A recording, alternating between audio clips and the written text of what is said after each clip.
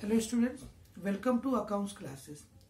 Dear students, we have already finished chapter 18 and that was final accounts without adjustment.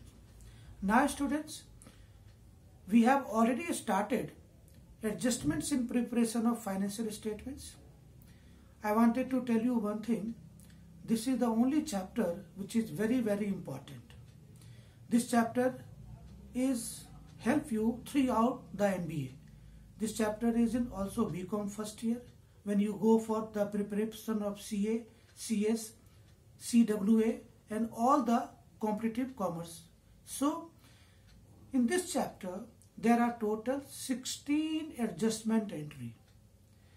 We will do 4 adjustment entry in one class and then we will discuss the questions based on 4 adjustment entry only.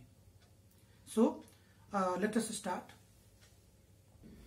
Now dear students, what are the need for adjustments in the final accounts? बेटा final accounts में मैंने क्या देखा था? Trading, profit and loss and balance sheet. And final accounts is prepared after trial balance. इसका मतलब बेटा अगर आपको ट्रायल बैलेंस दिया हुआ है तो उस ट्रायल बैलेंस के बेसिस पे हम लोग फाइनल अकाउंट्स बना रहे थे. Now adjustments. So what is the meaning of adjustments? Adjustment means we have not taken the effect into the trial balance. Now C,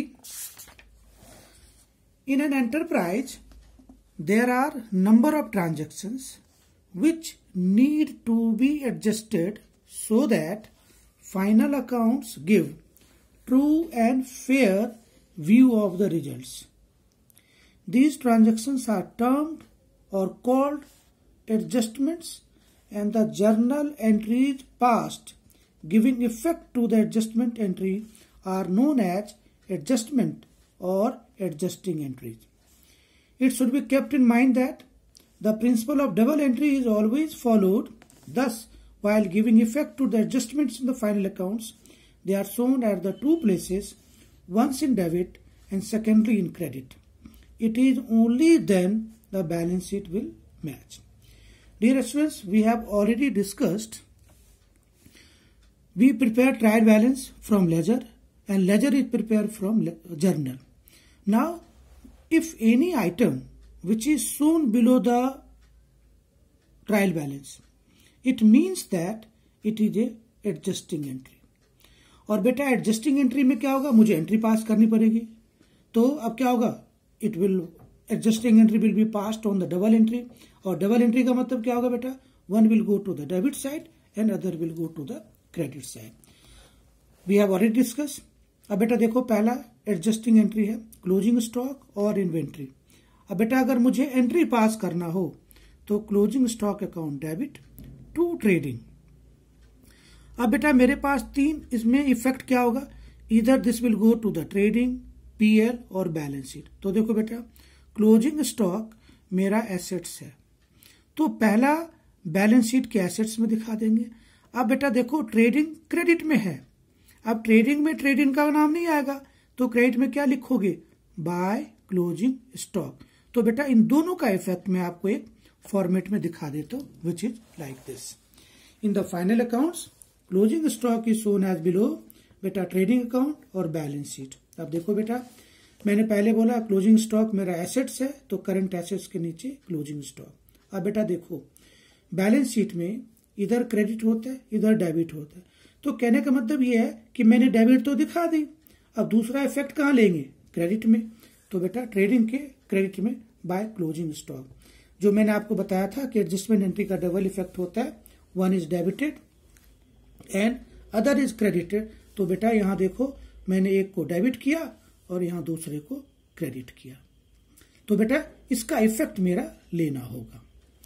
similarly बेटा दूसरी जो एंट्री है मेरी, दूसरी जो एडजस्टमेंट एंट्री है, आउटस्टैंडिंग एक्सपेंसेस और expenses due but not paid. बेटा ये मैंने आपको डिटेल में बताया हुआ है. आउटस्टैंडिंग एक्सपेंस का मतलब होता है expenses due but not paid. अब मुझे किसी को सैलरी पे करना था, कमीशन पे करना था, रेंट पे करना था, तो इस कोविड पीरियड में मैं पे नहीं कर पाया तो मेरी टेंशन बढ़ गई. टेंशन बढ़ गई तो लायबिलिटीज बढ़ गई. अब बेटा आउटस्टैंडिंग एक्सपेंस क्या हो गया मेरा, लायबिलिटी। तो बेटा इफेक्ट क्या करोगे, एक तो बैलेंस शीट के लायबिलिटीज में दिखाएंगे, और बेटा अगर बैलेंस शीट के लायबिलिटीज में दिखा रहे तो हम क्रेडिट में दिखा रहे, और दूसरा इसका इफेक्ट कहाँ जाएगा, डेबिट में। अब बेटा इसका दूसरा इफेक्ट ट्रेडिंग में भी जा सकता है, पीएल में भी जा सकता है। अब एक्सपेंस तो पहले से था, एक और टेंशन बढ़ गई, तो outstanding expenses will be added to the respective expenses. तो बेटा this was orally I have discussed with you. Now see, expenses which have been incurred during the year but have not been paid are called outstanding expenses. Dear students, there could be two concepts over here. If outstanding expenses are already in trial balance, or if it is given in the adjusting entries. Now students, if I have to pass the journal entry would be like this: expenses account debit to outstanding expense. तो बेटा salary account debit to outstanding salary, commission account debit to outstanding commission, rent account debit to outstanding rent. Now if the outstanding expenses are shown in the trial balance, it means that adjustment entry is already passed. इसका मतलब ये हो गया बेटा इसका double effect लिया हुआ है, तो क्या होगा, हम इसका डबल इफेक्ट नहीं लेंगे, क्या करेंगे, outstanding expenses are already included in the expense shown in the trial balance. In such case, outstanding expenses are shown in the balance sheet only as current liability.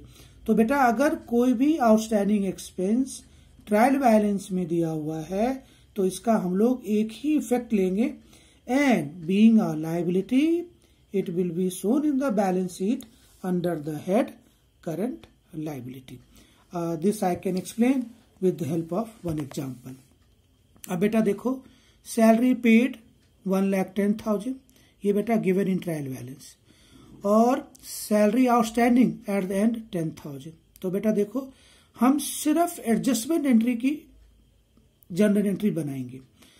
अब 10,000 पे करना चाहिए था, नहीं किया. लूजली स्पीकिंग बेटा एक सैलरी 1,10 पे करना है, कर दिया मैंने, 10,000 और पे करना है, तो टोटल सैलरी कितनी पे करनी है मुझे, 1,10 ये और 10 ये, 1,20, और लेकिन लायबिलिटीज कितनी की है, 10,000 की. तो जर्नल एंट्री देखो बेटा salary account debit 10,000 to outstanding salary, और मैंने आपके लिए बेटा आसान बनाया हुआ है प्रॉफिट एंड लॉस और बैलेंस शीट. तो देखिए बेटा प्रॉफिट एंड लॉस में ट्रायल बैलेंस है टू सैलरी 1,10. अब एडजस्टमेंट एंट्री देखो, यहाँ सैलरी डेबिट है 10,000, यहाँ सैलरी डेबिट है, तो एड आउटस्टैंडिंग सैलरी 1,10 और 10 1,20, और दूसरा बेटा डेबिट में दिखाया, और बीइंग अ लायबिलिटी मैंने बैलेंस शीट के लायबिलिटीज में दिखा दिया 10,000. So dear students, you must have understood how to take the effect of adjustment entry, and today I have discuss with you the net effect of closing stock and outstanding expenses. And dear students, in the next video we will discuss about prepaid or unexpired expenses or expenses paid in advance, and fourth would be my outstanding income.